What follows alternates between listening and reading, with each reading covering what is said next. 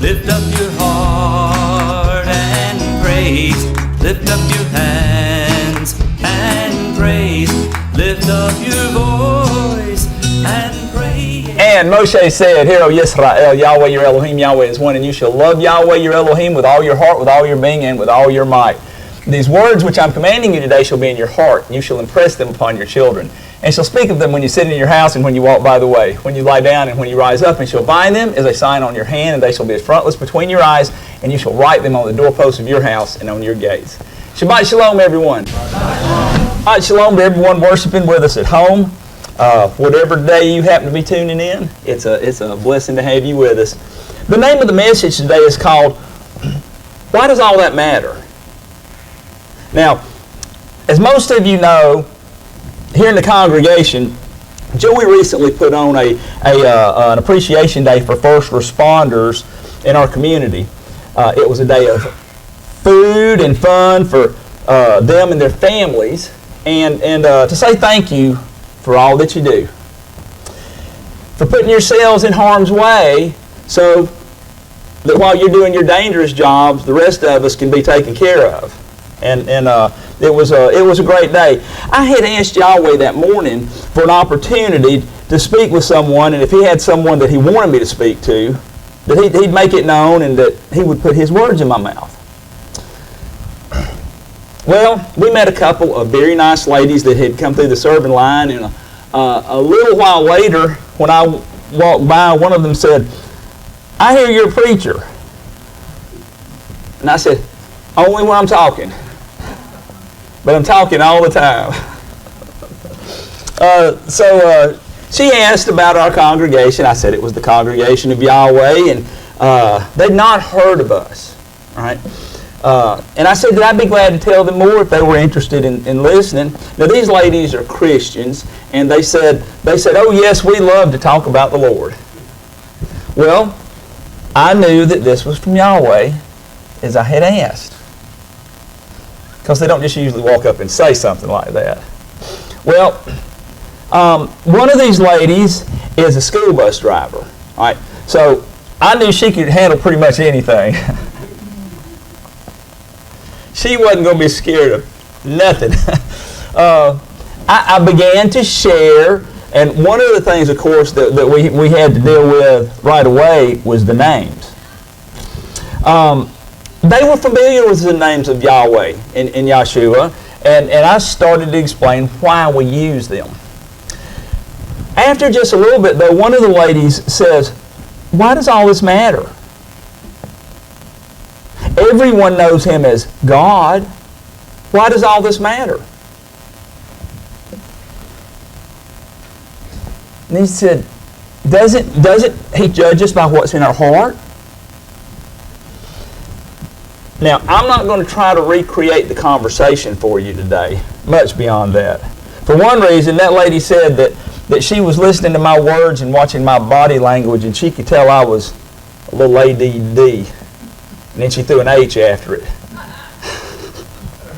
and she's right about that, you know. But I was trying to hit a lot of high points, you know, in a short period of time. And after the conversation, and we did have a good conversation. And the lady who was the school bus driver, she really hung in there, you know. But I decided to put together a little study to answer the question, why does all this matter? All right.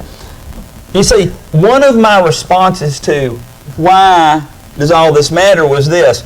If you'll turn with me to Hosea chapter 4.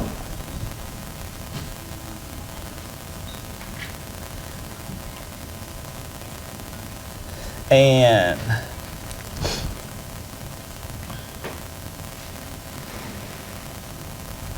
we're going to be on page 600 in the 1998 ISR. Hosea chapter 4.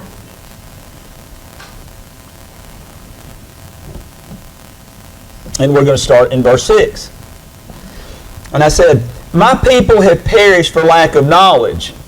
Because you have rejected knowledge, I reject you from being priests for me. Since you have forgotten the Torah of your Elohim, I also forget your children. Now I want to point out that it does not say that my people have perished for lack of learning. All right? You can spend a lot of time learning and still reject the knowledge of the truth. All right? And if we gain the knowledge that the name of Yahweh matters to Him, and we reject that knowledge, that could work out not so well. All right? Hebrews chapter 4:12 says, I'll just read this one to you because we're going to get to look at some longer passages today. Hebrews 4:12 says, "For the word of Elohim is living and working and sharper than any two-edged sword, cutting through even to the dividing of being and spirit and of joints and marrow, and able to judge the thoughts and the intentions of the heart." What's in our heart? So perhaps we should go to the Word for knowledge concerning what it says about His name, and let it judge our thoughts and the intentions of our hearts. All right? Also, as usual, I want to point out that we're not going to have a debate today about the exact pronunciation of the Tetragrammaton, the four-letter word. That's not what this is about today. What we're going to talk about is His name important to Him? Should it be important to us? All right? Now, also, I would like for us to turn now to 2 Timothy chapter 3.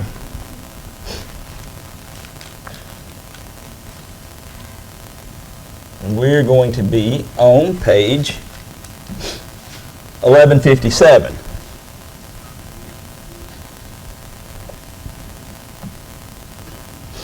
All right? 2 Timothy chapter 3, we're going to start reading in verse 1. And Paul is writing this to Timothy, young pastor. "But know this, that in the last days hard times shall come.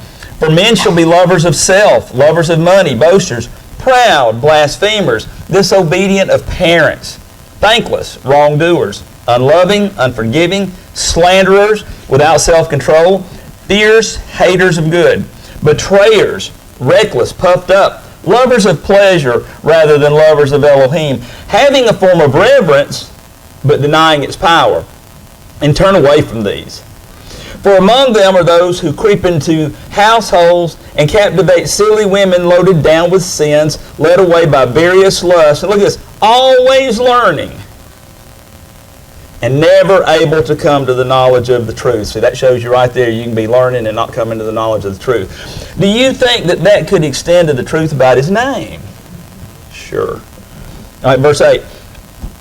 "And as Yochanan and Mamre opposed Moshe, so do these also oppose the truth. Men of corrupt minds found worthless concerning belief. But they shall not go on further, for their folly shall be obvious to all, as also that of those men became.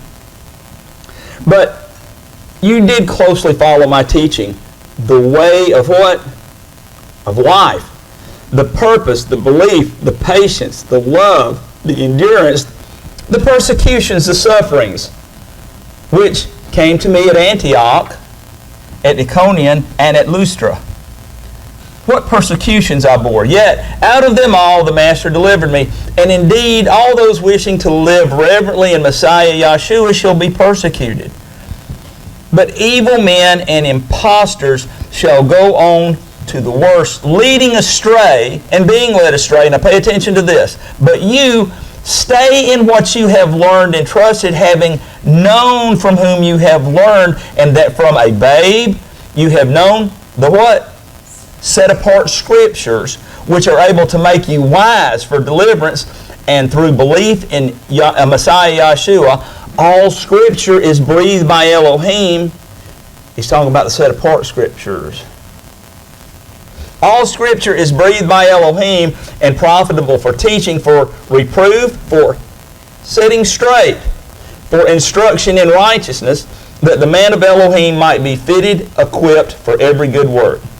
So, it's fitting that we go to the Scriptures then to see if we can gain knowledge about why does it matter. Why does all this matter? I'll tell you this, that once you become aware of how important the name of Yahweh is to Yahweh, you will suddenly see it all over the Scriptures in places where you never noticed it before. And I think a good place for us to start on this would be where Yahweh speaks to Moshe from the burning bush. So let's turn to Exodus chapter 3, Shemot chapter 3.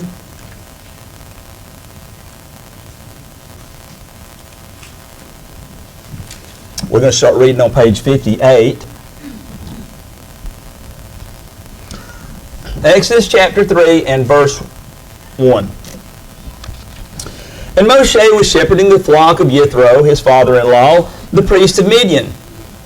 And he led the flock to the back of the wilderness and came to Horeb, the mountain of Elohim. And the messenger of Yahweh appeared to him in a flame of fire from the midst of a bush, and he looked and saw the bush burning with fire, but the bush was not consumed. And Moshe said, "Let me turn aside now and see this great sight, why the bush does not burn." And Yahweh saw that he turned aside to see, and Moshe called to him from the midst of the bush and said, "Moshe, Moshe." And he said, "Here I am." And he said, "Do not come near here. Take your sandals off your feet, for the place on which you are standing is set apart ground." And he said, "I am the Elohim of your father, the Elohim of Abraham, the Elohim of Yitzhak, and the Elohim of Yaakov." And Moshe hid his face, for he was afraid to look at Elohim. So you can tell from this that Moshe knew who this individual was that was speaking to him. All right. And Yahweh said, verse 7, "I have indeed seen the oppression of my people who are in Mitzrayim, and have heard their cry because of their slave drivers, and I know their sorrows. And I have come down to deliver them from the hand of the Mitzrites, and to bring them up from the land to a good and spacious land, and a land flowing with milk and honey, and to the place of the Canaanites, and the Hittites, and the Amorites, and the Perizzites, and the Hivites, and the Jebusites. And now, see, the cry of the children of Israel has come to me, and I have also seen the oppression of which the Mitzrites oppress them. And now, come, I am sending you to Pharaoh to bring my people, the children of Israel, out of Mitzrayim." And Moshe said to Elohim, "Who am I that I should go to Pharaoh, and that I should bring the children of Israel out of Mitzrayim?" And he said, "Because I am with you, and this is to you the sign that I have sent you. When you have brought the people out of Mitzrayim, you are to serve Elohim on this mountain." And Moshe said to Elohim, "See, when I come to the children of Israel and say to them, 'The Elohim of your fathers has sent me to you,' and they say to me, 'What is his name?'" Do we see that? What is his name? "What shall I say to them?" And Elohim said to Moshe, "I am that which I am." And he said, "Thus you shall say to the children of Israel, 'I am has sent me to you.'" And Elohim said further to Moshe, "Thus you are to say to the children of Israel, 'Yahweh, Elohim of your fathers, the Elohim of Abraham, the Elohim of Yitzhak, the Elohim of Yaakov, has sent me to you. This is my name,'" what's that next word? "Forever, and this is my" what? "Remembrance to" who? "All generations." All right? So we see that when Yahweh introduces himself to Moshe and reveals his name, presumably one that they will recognize since it's associated with being the Elohim of their fathers, who they certainly know. At that moment, he says, this is his name, and a remembrance or a memorial to all generations. Not for a while, but to all generations. Now, that sounds to me like it could be pretty important. Could be pretty important. If it's that important to Yahweh, perhaps, just maybe, I don't know, it ought to be important to us. All right? That would likely be a reason why all this matters. Amen? All right? Now, while we're here, let's look at something else. Exodus chapter 20, page 78.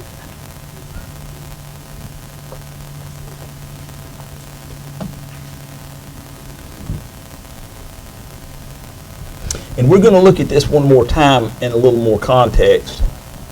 But I want you to see this. Exodus 20, this is what's referred to as the 10 Commandments, or 10 words. And verse 7 says, "You do not bring the name of Yahweh your Elohim to naught," or to mean nothing, or make it vain, as it says in the KJV. "For Yahweh does not leave the one unpunished who brings his name to naught," who makes his name vain. All right? So, this matters enough that Yahweh made a commandment about not taking his name seriously. All right? He says he won't leave the one unpunished that brings his name to naught or makes it vain. That could be a reason why all this matters. All right? Now, there's no way that we can look at all of the passages on this subject in this one message. All right? But Yahweh does many things particularly for his name's sake throughout the Scriptures. All right? And one thing that I like to bring up is that Yahweh's name is covered up in most traditional translations in the Old Testament writings almost 7,000 times. Right? Almost 7,000 times it's covered up. And that's a lot of cover-up with regards to a name that is supposed to be a forever memorial to all generations.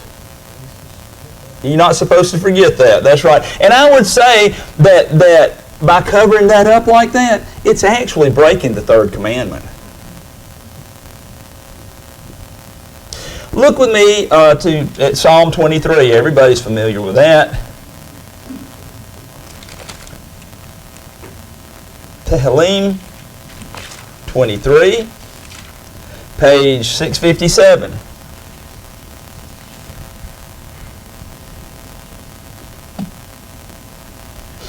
Verse 1, and it says, "Yahweh is my shepherd." Who is? Yahweh. That's not what it says in most translations.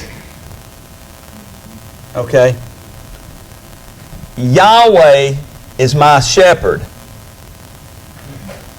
I do not lack. He makes me lie down in green pastures. He leads me beside still waters. He turns back my being. He leads me in paths of righteousness for what? His name's sake. Okay, this is probably the most famous psalm that gets read at every funeral, and nearly everybody's familiar with it. All right, and this is just one example for when you start to recognize things like for his name's sake, you'll see that he is very, very involved in doing things for his name's sake. And it's not something to be taken lightly. All right, now let's look at this one. Zechariah chapter 13.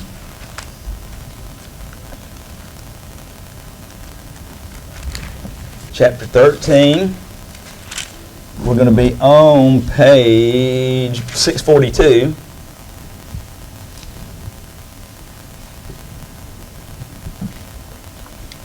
Zechariah 13, we're going to start in verse 7. "O sword, awake against my shepherd, against the man who is my companion, declares Yahweh of hosts. Smite the shepherd, and let the sheep be scattered. But I shall turn my hand upon the little ones. And it shall be throughout all the soil, declares Yahweh, that 2/3 are cut off and die, and 1/3 is left therein." Now watch this, because this is important why we don't cover the name up. "And I shall bring 1/3 into fire, and refine them as silver is refined, and try them as gold is tried, and they shall call on" what?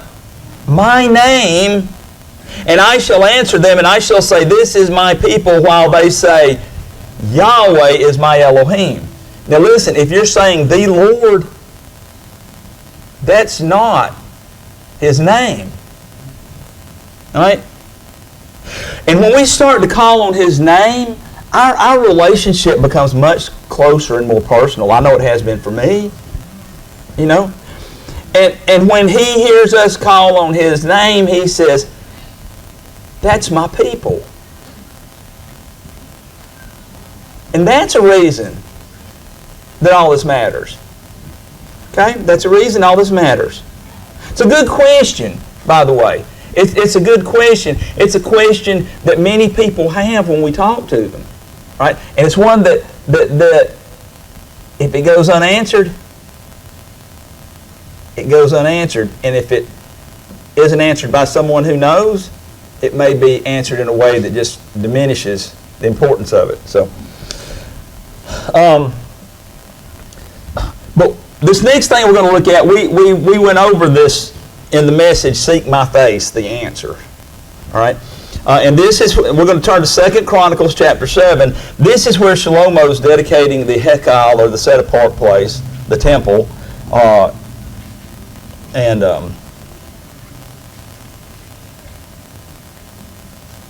2 Chronicles.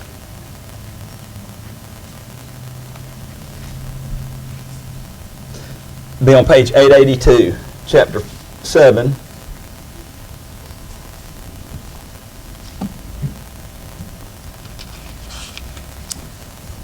Second Chronicles chapter 7, verse 12. And Yahweh appeared to Shlomo by night and said to him, I have heard your prayer and have chosen this place for myself as a house of slaughtering. If I shut up the heavens and there is no rain, or if I command the locusts to devour the land, or if I send pestilence among my people. Okay? So, if things get really bad because and see, Yahweh blesses us when we follow Him. All right? So this tells us that the people are not following Yahweh. And He's sending these plagues on them. Verse 14. And my people, upon whom my name is called, shall humble themselves, and pray and seek my face and turn from their evil ways, then I shall hear from the heavens. He might say, those are my people. And forgive their sins and heal their land. Now my eyes are open and my ears attentive to the prayer of this place. If your affiliation is not known as Yahweh people, then this whole 2 Chronicles 7:14 campaign is not about you. Unless, when you turn, you become Yahweh people. And you call on His name. Now listen, Yahweh does judge the heart. Yahweh does judge the heart. And there is something to be said for people who are worshiping in ignorance and they don't know. And if they had a heart for Yahweh, and Yahweh knows it, that when they learn, they would turn. Right? Yahweh knows that.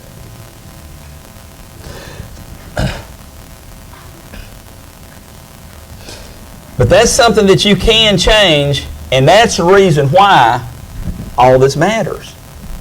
Right? Next thing we're going to look at is Isaiah 56.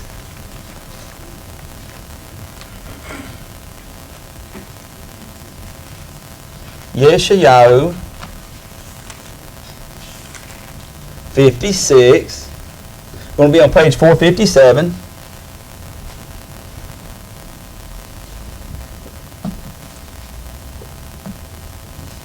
And we're going to start reading in verse 6. Isaiah 56, verse 6. Everybody there? Also, the sons of who? The foreigner, who joins themselves to Yahweh to serve Him and to reject the name of Yahweh. That's not what yours says. Mine doesn't either. Just checking, because some of these translations are different. And to love the name of Yahweh. Oh, that's better, isn't it? Oh, man. All right. To love the name of Yahweh. So let's go back and start over. Also, the sons of the foreigner who join themselves to Yahweh to serve Him and to love the name of Yahweh, to be His servant. All who guard the Sabbath and not profane it and hold fast to my covenant, them I shall bring to my set apart mountain and let them rejoice in my house of prayer. Their burnt offerings and their slaughterings are accepted on my altar, and my house is called a house of prayer for all the peoples. All right? So even the foreigner who loves the name of Yahweh, he regards as his own. Hallelujah. All right? While we're in Isaiah,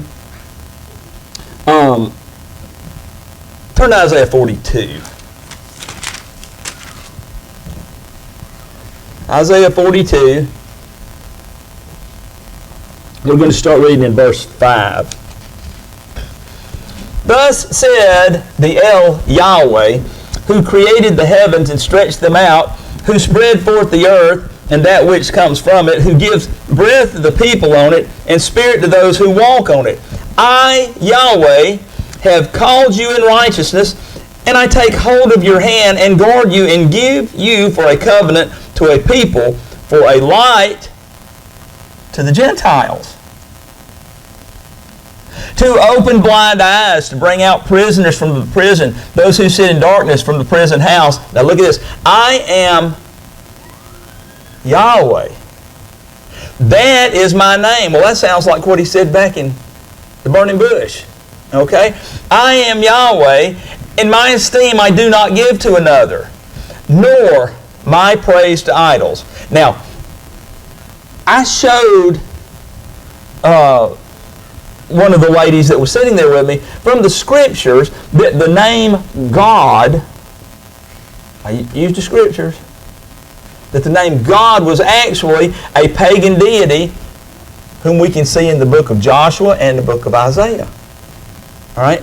Now that's a message for another time. But she could speak Spanish, and she understood that when it's spelled in G-A-D and I-S-R, that pronunciation is God. All right? When it clicked, she was like, she saw the light come on. All right, now, she agreed, for instance, that it would be inappropriate to call Yahweh by the name Zeus, or any other deity for that matter. All right? And like I said, it's another study for another day, but when we say, in the beginning, God created the heavens and the earth, we're giving the esteem of Yahweh to the name of another deity, which is identified in the Scriptures, and that's breaking the third commandment. When you know that that's what that name is, that's breaking the third commandment. Because it's saying, hey, you can call him whatever you want to, it doesn't matter. And that's kind of making it vain, isn't it? Bringing it to naught. And look, don't let someone trick you with some linguistic sleight of hand. Whether you say God, good, goat, or Gad, it's all just a variation of a pronunciation. All right? It's just like potato or potato. All right? You still know if you prefer yours with butter or sour cream. Amen? Or what? Or both. That's right. Or both. Because it's still a spud. Right? It's still a spud. It's the same guy. It's the same thing. Zephaniah chapter 3.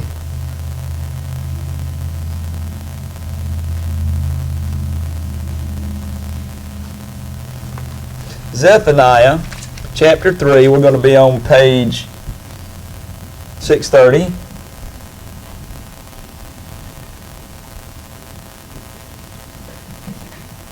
Zephaniah chapter 3 verse 4.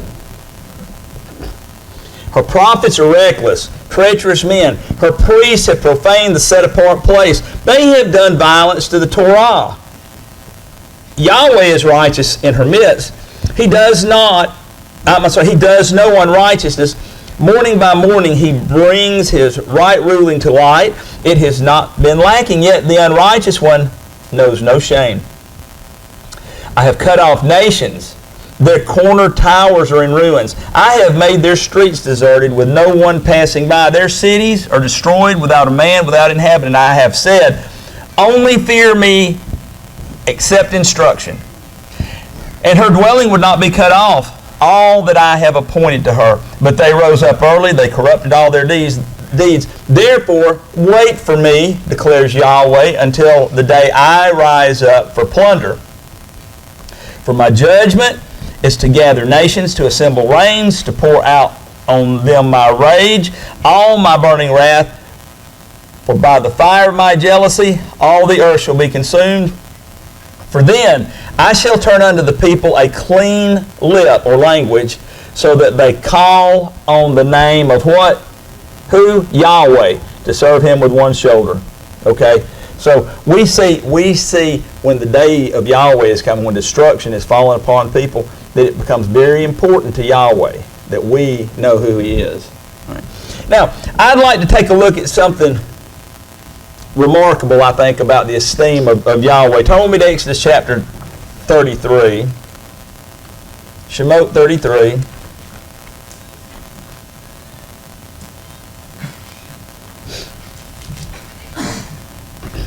And you'll see here that this is about Moshe wanting to see the esteem of Yahweh, and I want us to pay attention to what Yahweh does when He shows His esteem. We're going to start in 33:12. We're going to read into 34. Exodus 33 verse 12. And Moshe said to Yahweh, see, you are saying to me, bring up this people, but you have not made known to me whom you would send with me, though you have said, I know you by name. And you have also found favor in my eyes. And now please, if I have found favor in your eyes, please show me your way, and let me know you, so that I find favor in your eyes, and consider that this nation is your people. And he said, my presence does go, and I shall give you rest. And he said to him, if your presence is not going, do not lead us up from here. For how then shall it be known that I have found favor in your eyes, I and your people, except you go with us? Then we shall be distinguished, I and your people, from all the people who are on the face of the earth. And Yahweh said to Moshe, even this word you have spoken, I shall do. For you have found favor in my eyes, and I know you by name. Isn't it interesting that Yahweh keeps telling Moshe, I know you by name. I know you by name. Then he said, verse 18, please show me your esteem. And he said, I shall cause all my goodness to pass before you, and I shall proclaim the name of Yahweh before you. And I shall favor him whom I favor, and I shall have compassion on him whom I have compassion. But he said, you're unable to see my face, for no one does see me and live. And Yahweh said, see, there is a place with me, and you shall stand on the rock, and it shall be, while my esteem passes by, you see that? While my esteem passes by, that I shall put you in the cleft of the rock, and cover you with my hand while I pass by. And then I shall take away my hand, and you shall see my back, but my face you shall not be seen.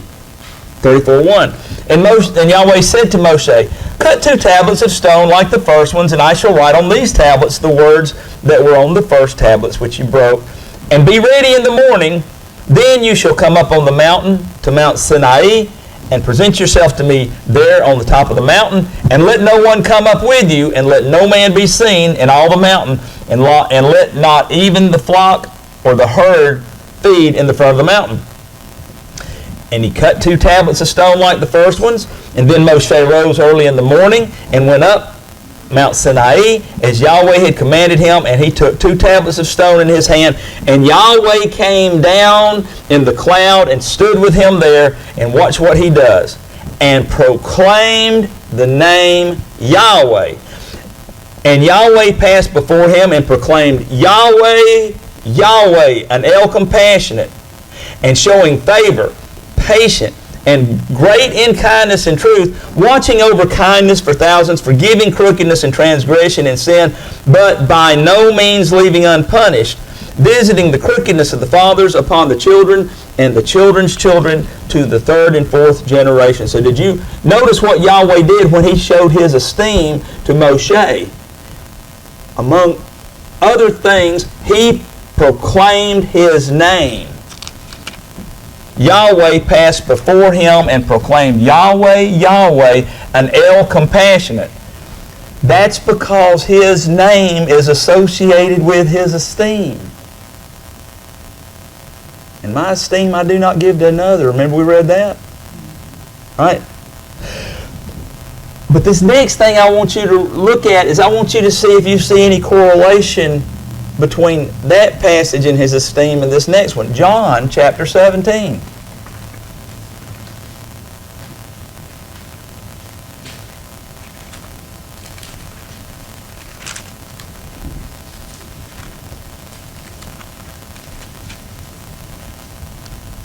Page 1041.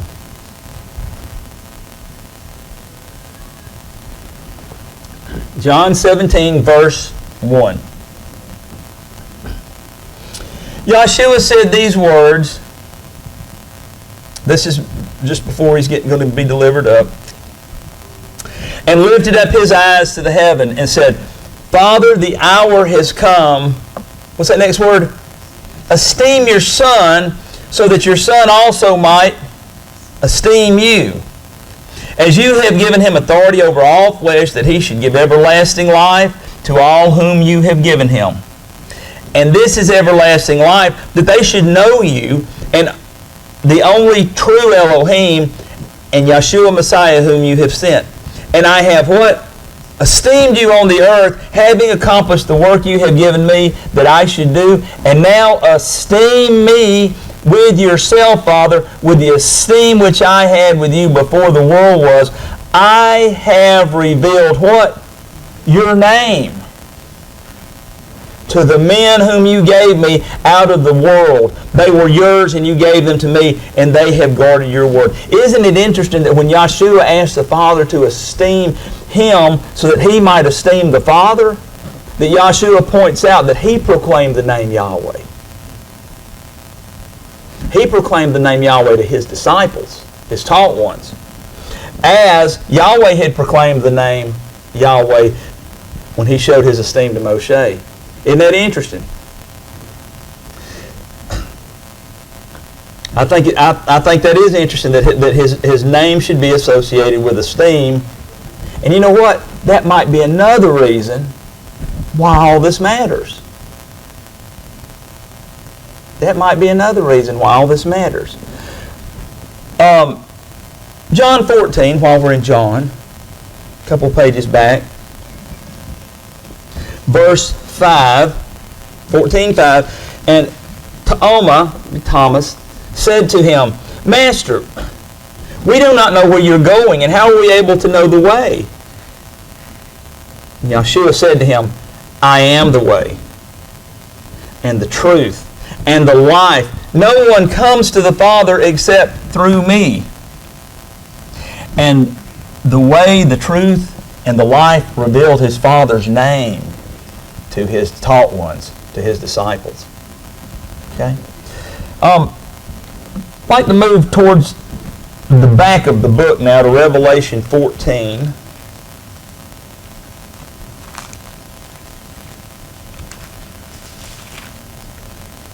Page 1203.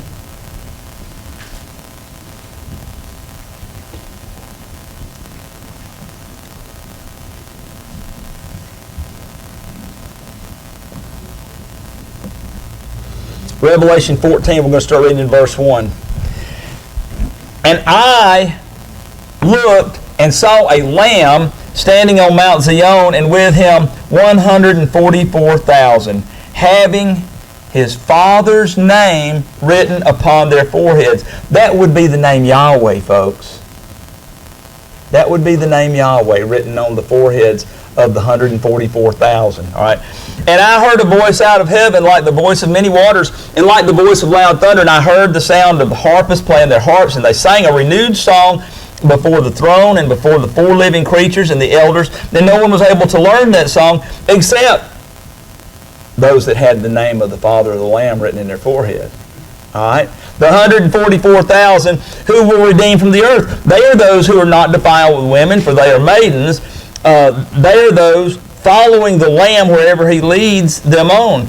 And they were redeemed from among men, being first fruits of Elohim and to the Lamb, and in their mouth was found no falsehood, for they are blameless before the throne of Elohim. All right. But now, turn to chapter 22, because this is quite telling about the rest of those in the kingdom. Because we're getting right down here to the home stretch, right? Revelation 22. Actually, I think here we're talking about those who've crossed the finish line. Amen. All right. 22:1. And he showed me a river of water of life, clear as crystal, coming from the throne of Elohim and of the Lamb in the middle of its street. And on either side of the river was the tree of life, which bore 12 fruits, and each tree yielding its fruit every month. And the leaves of the tree were for the healing of the nations.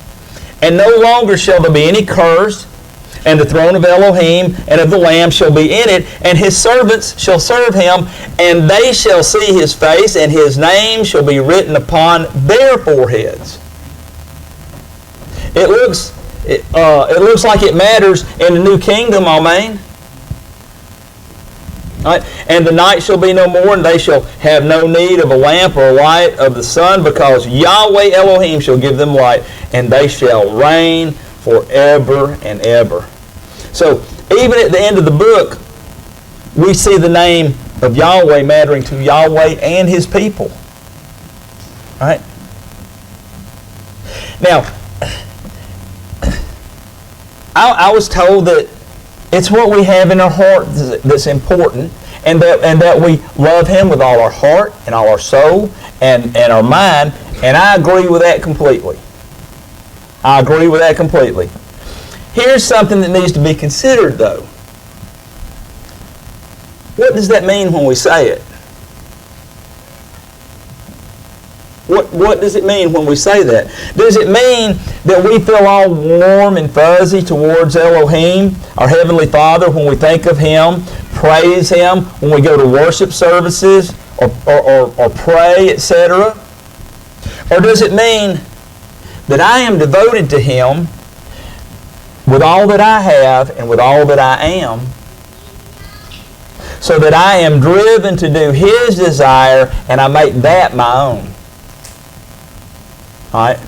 Now, though you can have both, you can have the warm feeling and the devotion, they are not the same thing. They are not. Notice what He says. I told you we were going to look at Exodus.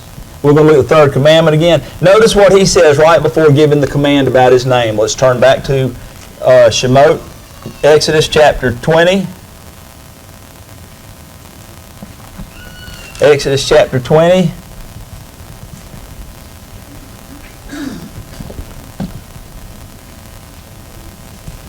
We're going to start looking at verse 5, because you're always talking about not making idols and bowing down before them.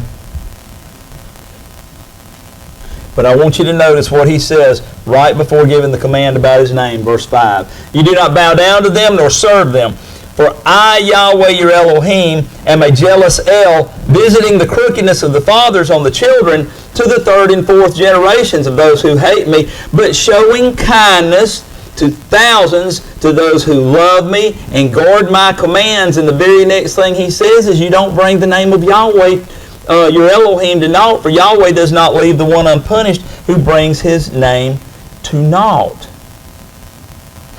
Isn't that interesting that he says those who love me and keep my commands, and the very next command is about his name. You don't have to turn here. I'll read this one to you. Proverbs 21:2 says, all a man's ways are right in his own eyes, but Yahweh weighs the hearts. Okay? When we make excuses as to why we don't have to teach and use his name, which he said was to be a memorial through all generations, do we not make his name vain? Right? Have we not demonstrated when we do that it's not so important? So that it's no big deal to substitute it with other titles and names? Sure we have. But if we love him in our hearts, with our hearts, our soul, our minds, our might, to keep his commands, then it should follow naturally that this would include the commands about his name to all generations. Amen? Right? So, I hope that this helps. Because you see, it matters to the Father Yahweh. It matters to his Son, Yeshua. It matters to his people because it is the name by which his people are known, both foreigner and native Israelite. Right?